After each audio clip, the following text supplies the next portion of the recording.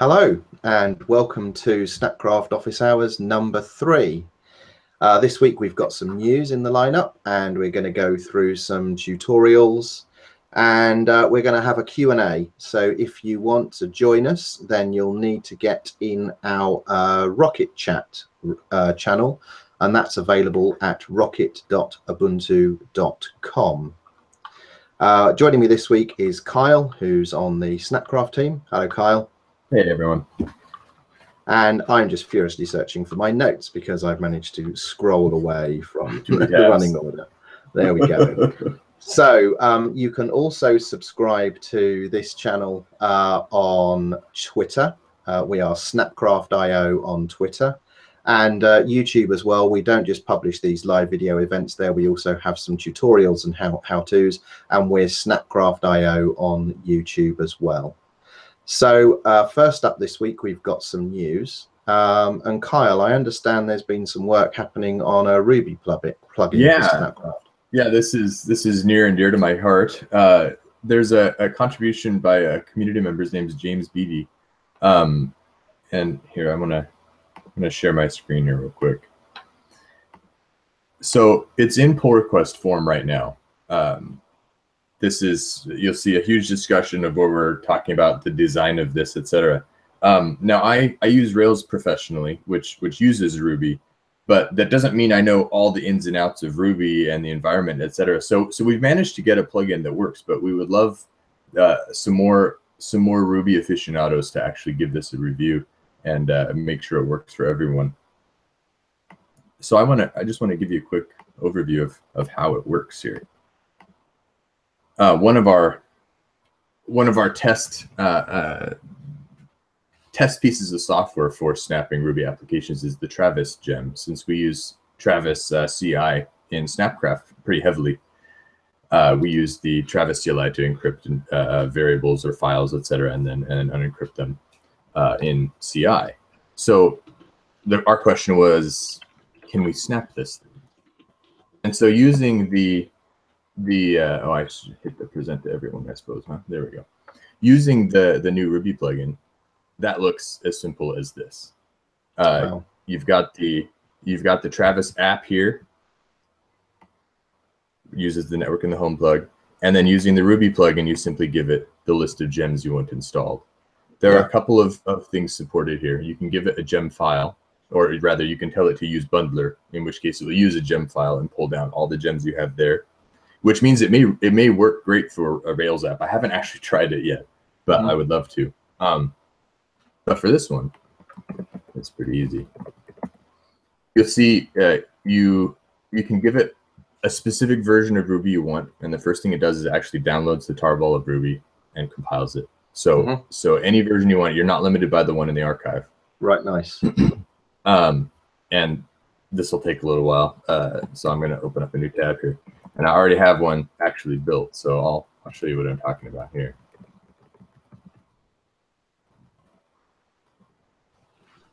And I notice you're using the dangerous flag there because this is a snap that's not come from the store, so it isn't signed. Right, exactly. There's no way for Snapd to know that it comes from a trusted source. So you're just telling it, trust me, I know this is dangerous, but install it anyway. Yep. And now you've got the Travis app available to you. So it really works quite well. I'm really pleased with how this is coming together. That's excellent. Yeah, and we'd love some help reviewing that if anyone out there.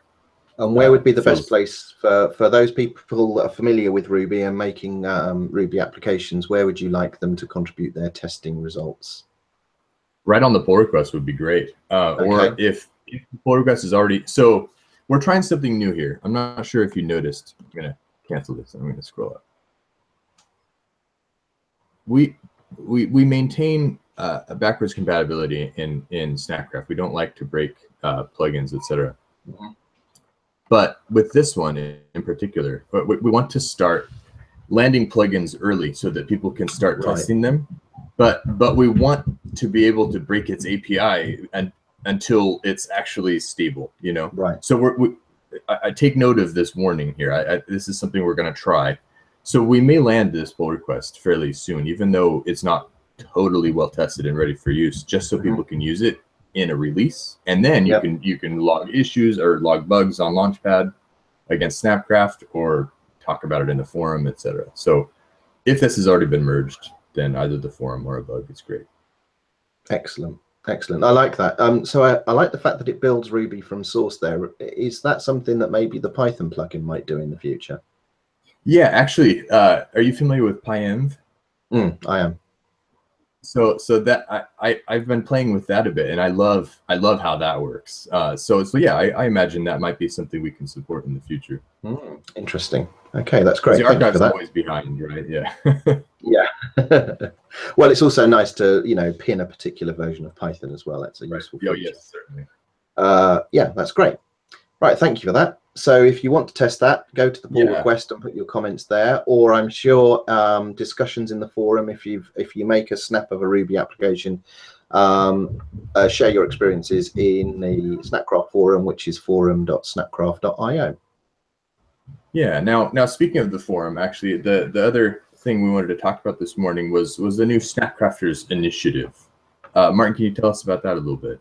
I can, and I'm going to share my screen as well because I've got some browser windows open. So there's a post in the forum.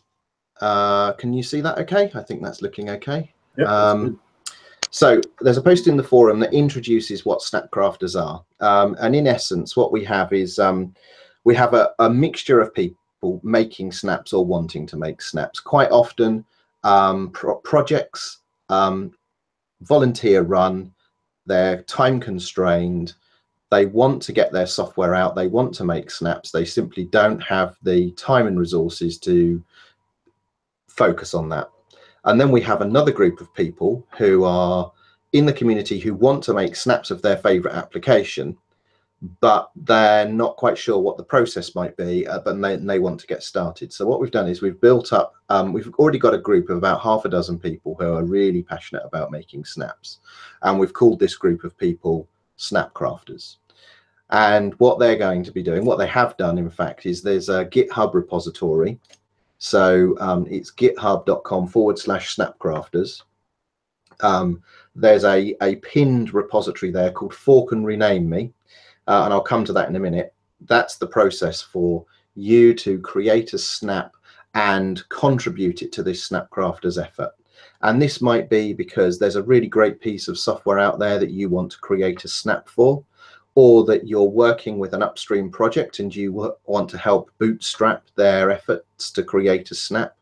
Or maybe there are binary distributions of applications that are not open source and you can't build from source, but you can create snaps of, and you want to, you know, get those in the store so people can install them easily, and maybe help those ISVs actually then deliver their snaps. So that the effort is getting snaps moving, working collaboratively, landing documentation in projects so that they have simple documentation that is snap install, name of application, and helping projects get up to speed with snaps. So we have this Fork and Rename Me repository, and this is a template effectively. So you can fork this, and this README you can go in and edit, and then you can follow this simple process. So it lays out to you, these are the steps that you should complete. So, you know, first create your snap in dev mode and update this README, publish a dev mode snap to the Edge channel in the store, maybe shoot for strict or classic confinement, whichever qualifies for the nature of the application that you're working on, land it in the beta channel, put out a call for testing in the forum. And this is really so people get to play with these things and test them out, and you get some feedback that your snap actually works properly. And then the follow-on exercises are now approach the upstream projects and get documentation landed for them that says you can snap install this thing, and then move on to actually filing pull requests to projects to say, here is a Snapcraft YAML and it's published in the store. Now, the other thing that's interesting about Snapcrafters is we've created a whole suite of infrastructure to support creating snaps. And one of those services is the Snapcraft build service, which is available at build.snapcraft.io. And that enables you to hook up a GitHub repository to the build service and consequently to the Snap store itself, so that every commit on the Snap creates a build that gets published in the Edge channel. So we're also using this is that the Snapcrafters now, when they contribute their Snap to the Snapcrafters, the Snapcrafters account takes ownership of that Snap, and we hook it up to this automated build chain. So all commits land a Snap in Edge, but more importantly, we get to exercise all of our back-end infrastructure for this build process as well. So we're able to test all of our stuff and help projects acquire snaps in the process as well. Well, and we've got sorry. I mean, having this checklist, right, will really teach the Snapcrafters the best practices for what steps to go through, etc. So I mean, that's a huge win too. We've got quite the list. I mean, just a couple of hours ago, we landed this one here, and this is the JetBrains IDE for Go developers. So here's a completed template. So you've got a nice logo there, the install instructions. You can see where this Snapcrafter has got to in the process of, you know, working on this Snap. And there he is. In fact, that's Joe. And interestingly, we're talking to the guys at JetBrains, and they're very interested in what the community have created, because there's 3, I think, JetBrains products being snapped this way, and that's got the attention of JetBrains now. So that's you know, it's awesome. A great way to sort of help kickstart, you know, those other organizations getting going with snaps. And if anyone's got any questions about the Ruby plugin that Kyle was telling us about, or the Snapcrafters initiative, you can come to our Rocket chat at rocket.ubuntu.com, post your questions, and we'll gather those up, and towards the end of this live stream, we'll address any questions that have been presented. So I think that will conclude the news this week, and we'll move on to our first little bit of show and tell. Awesome. Let's see it. So what I'm going to look at this week is electron-builder and snapping electron applications with electron-builder. So electron's obviously sort of a hot topic right now. There's lots of exciting new applications being developed using electron, and we've done some work with the upstream electron-builder team to land snap support.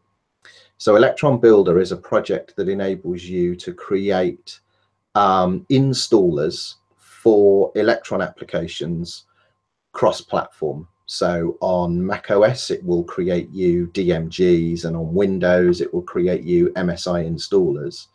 And on Linux, you can now create snap packages. So what I've got here is I took a really simple snap, because I want a really simple electron application rather, and I've added electron-builder support to it, because I wanted to focus on the specifics of adding electron-builder support rather than the complexities of actually, you know, understanding what an electron application looks like. So I'll just share my screen again. What I'm not going to be doing is doing the whole build process, because building electron applications is a lengthy process, even on fast hardware. So we're not going to sit here and watch that whir for hours. I'm just going to illustrate the changes you would need to make to your electron project to add electron-builder support and turn on snap support within that project. So we will just pick up the window again. So what I've done here is I forked a project called Electron Quick Start, which is a very simple electron application, which is basically the electron debugger, the debugging tools activated inside an electron window. And I've got 3 commits here that illustrate how you add electron-builder to that project. So my first commit, which is adding the dev dependencies, looks like this. And in actual fact, that line there, which basically adds this here, the electron-builder version that we want to use. Those of you familiar with electron applications, package.json defines the software that this Electron application requires to, one, build itself, and two, run. So all we've done here is we've said we have a build time requirement of electron-builder. You can actually add that through the command line. There's a simple command line that you can run that will automatically add that to your package.json. So you can just run npm install electron-builder -- save dev, and it will automatically add the necessary keyword into the configuration. As someone not familiar with Electron, the caret there, what is that indicating?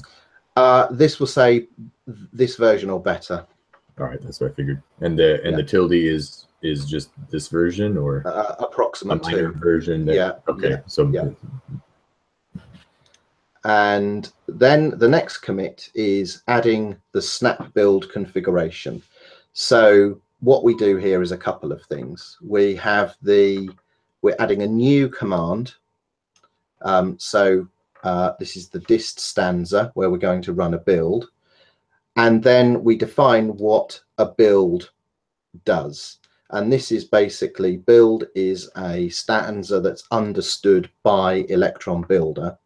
And what we're telling electron-builder is we have an application ID of io.snapcraft.quickstart.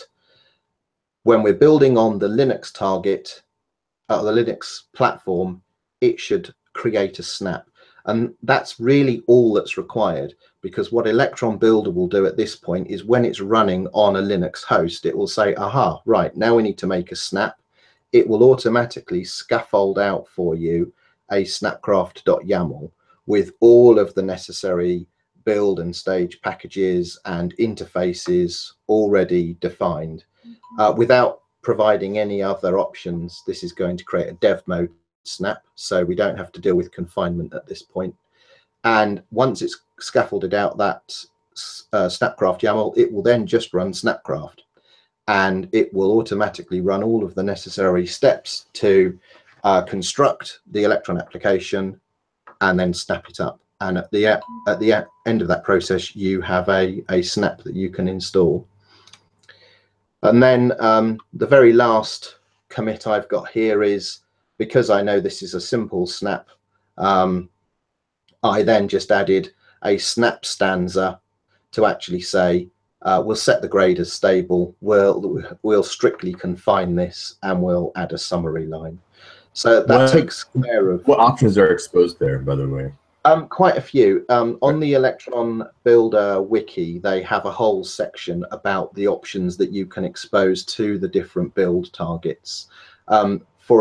I won't go into all of the details, but you can exercise enough of what gets put into the Snapcraft YAML to control the confinement, the staged packages, the desktop helper that you want to use, and several other things, some of the metadata, icons, awesome. Things like that. Yeah. Very cool.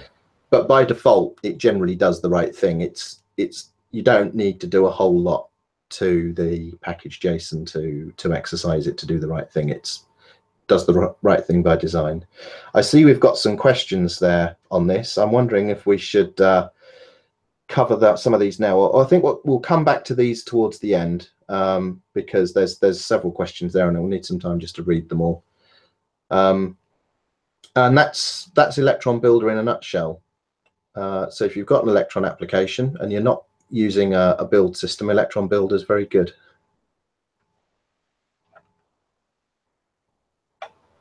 That's awesome. Now you mentioned that it takes a long time to actually build, but yeah. How does using electron-builder change the way you build this Electron app? Does it at all?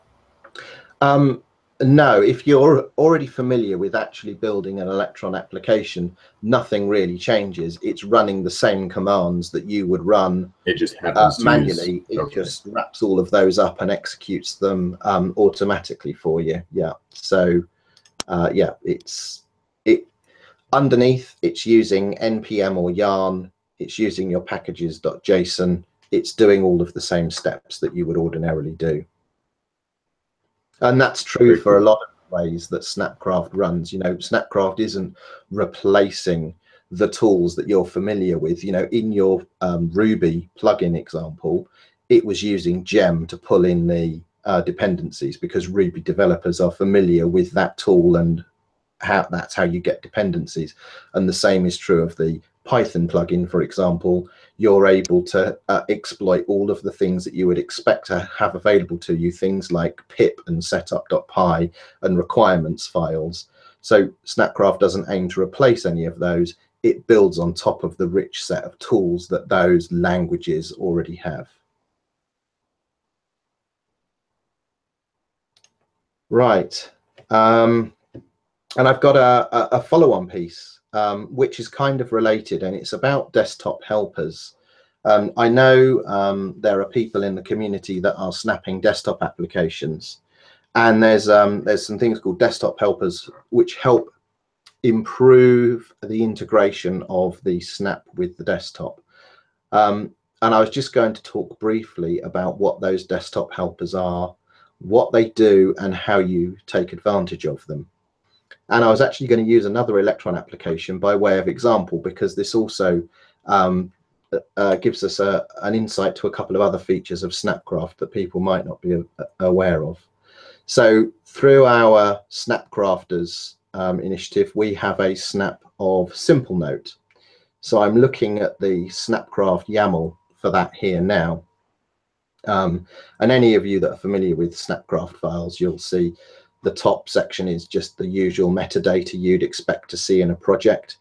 Then we've got the confinement stanzas. This happens to be a strictly confined snap. And now we have some pieces here about the plugins to use. I'll come back to that in a moment, but this is effectively using the deb that Simple Note publish as though it was an artifact from your CI system. So it grabs that as like a build asset. And then this is the piece that we're going to talk about here, this after keyword, and in this case, desktop-GTK2. The after keyword is a means of defining order in which parts execute. And what we're saying here is that our Simple Note part should build after the desktop GTK2 part. But you'll notice there is no part in this Snapcraft YAML called desktop GTK2. And that's because desktop GTK2 is a remote part that we maintain that you can reuse without having to cut and paste the same stuff into your Snapcraft YAML all the time. And what the desktop GTK2 part consists of is everything that you require for a GTK2 application to run properly. So that's obviously things like the libraries and some underlying integrations, things like hooking up font directories, theme directories, icon directories, G-setting schemas. And if you don't know what these things are, that's fine. These helpers are designed, these helpers are designed to do that heavy lifting for you and provide the correct environment for your graphical application to run. So you will not be surprised to learn that there are helpers called desktop-GTK2 for the GTK toolkit, and then the suffix changes GTK3 if you're writing a GTK3 application, and there's Qt4 and Qt5, and there's also one called glib only, which just pulls in enough of the glib runtime. And what's good about that one is that's really great if you're snapping up, say, games, for example, where you just want to bring in enough of the graphics stack but none of the toolkit stuff. That's a great one to use for that, because it sets all of the fonts and all of the various configuration directories up for you, but without dragging in a toolkit as well. So that's as you go through snapping desktop applications, you quickly encounter this sort of pattern. Like we'll see questions all the time about getting this error about, I'm trying to snap this Qt application, I'm getting this error about being unable to find the XCB plugins or something, which is in a directory that isn't on the LD library path, but the desktop helper adds that in. So the answer is always use the desktop Qt5 desktop helper or something like that. Yeah. So when you're creating desktop applications, you always want the after keyword and the appropriate desktop helper listed. And in the Snapcrafters repository, you will find a decent selection now of applications using different toolkits that you can use as reference to see how they've been done. And for anyone out there who's interested in getting started in the Snapcrafters initiative that we mentioned earlier, I've just highlighted the plugin that this Simple Note Snap uses. If there's a proprietary application out there, often you'll find that they have a deb published, but you've got no way to rebuild that from source. So what the dump plugin enables you to do is just take a zip file or a tarball or a deb or an RPM and just unpack that into your snap. So what this does is goes and grabs the Simple Note deb and unpacks that into the snap. And then I happen to know that 99 times out of 100, those are the packages that an Electron application requires to run properly. And I just stage some additional packages that satisfy the runtime requirements of that application rather. Well, so, you also have the benefit of this actually being a deb, so you can look at the control file. And this is the top tip. So yes, if you have a deb out there and you if you download that and extract it locally, you can look at the Debian control file and see what packages it says it needs to run. And then you can just put those package names in your stage packages and you'll have an application that's ready to go. So using the dump plugin, you can get from sort of nothing to something that works very, very quickly. And there's lots of applications out there that are only distributed as debs for which there is no source available. This is a great way to deliver those. So take a look at the dump plugin. It's also another great way to pull in specific versions of libraries. Sometimes you find there's static builds of utilities or libraries that you need to embed in a snap, and the dump plugin can be a great way to get those. And again, if you look at the Corebird snap in Snapcrafters, that's a really interesting snap in the way that that pulls in some of the H.264 requirements that it needs. It's a very ingenious solution to a problem there. And if you've got any more questions about using the dump plugin or desktop helpers, come to our Rocket chat, the Snapcraft channel at rocket.ubuntu.com. And we'll collect up your questions and answer those in just a couple of minutes. Now, did you talk about the prepare step there?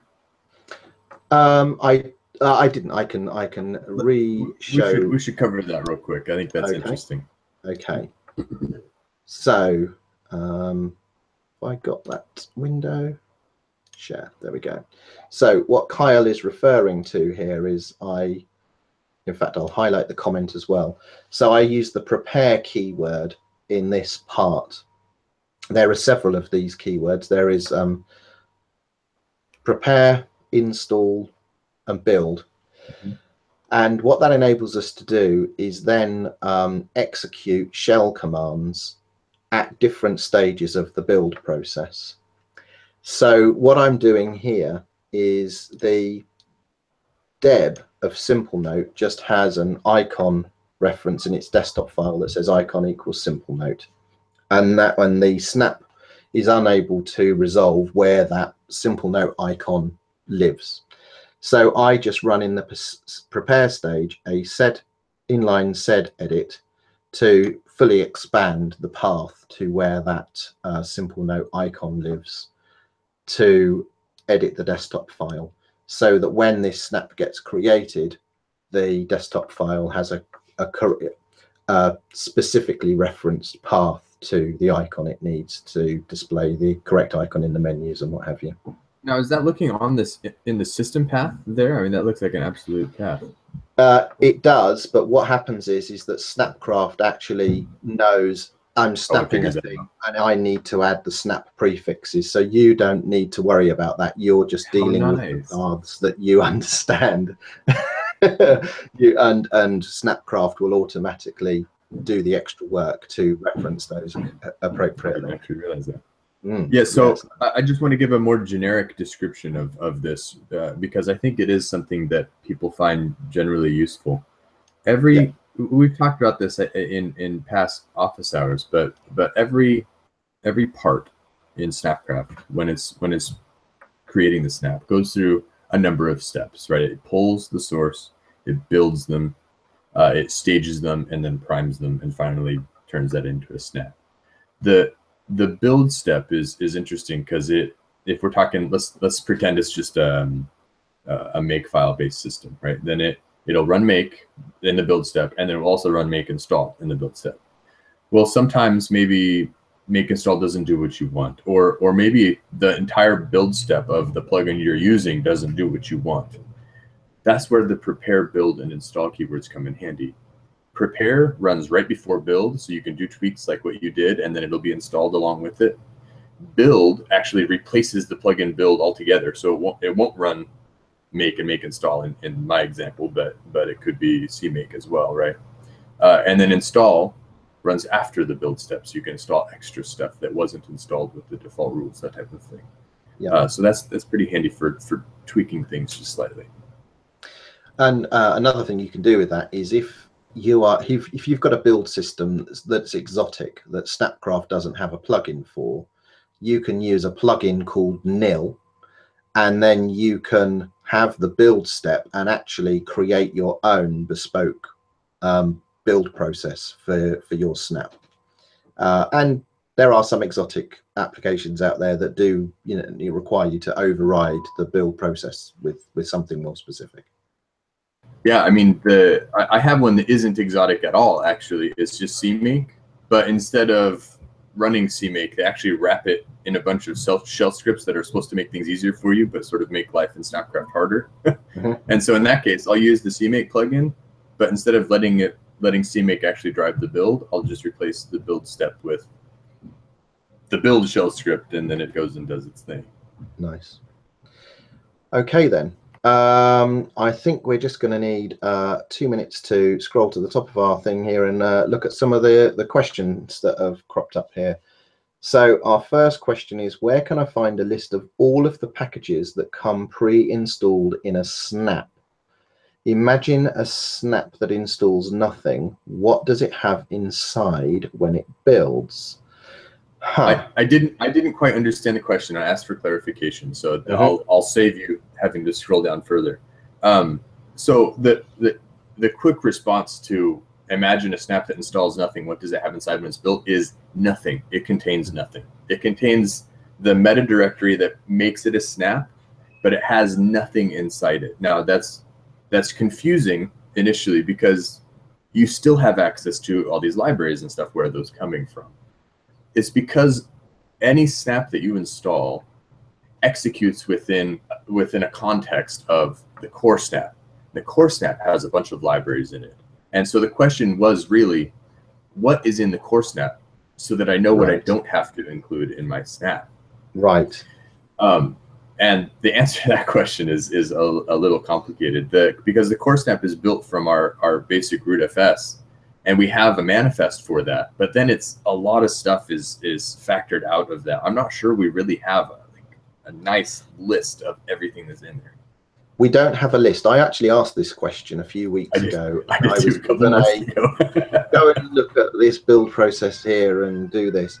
And I think our takeaway from that is, in an upcoming Snapcraft Office Hours, we should answer that question specifically. We should talk about what the core snap is and what it's composed of, and create some supporting documentation to go alongside that. So that's a great question, and we'll try and address that more fully in the future. Yeah, agreed. And I think that's the only question, because there was some debate about that going backwards and forwards. So, it says would it be useful for into desktop packages? I think that's all part of the same conversation, isn't it? Yeah, that was really it. Okay. Well, all that remains then is to say this was the Snapcraft Office Hours. They happen every other week. So the next one will be 2 weeks from today.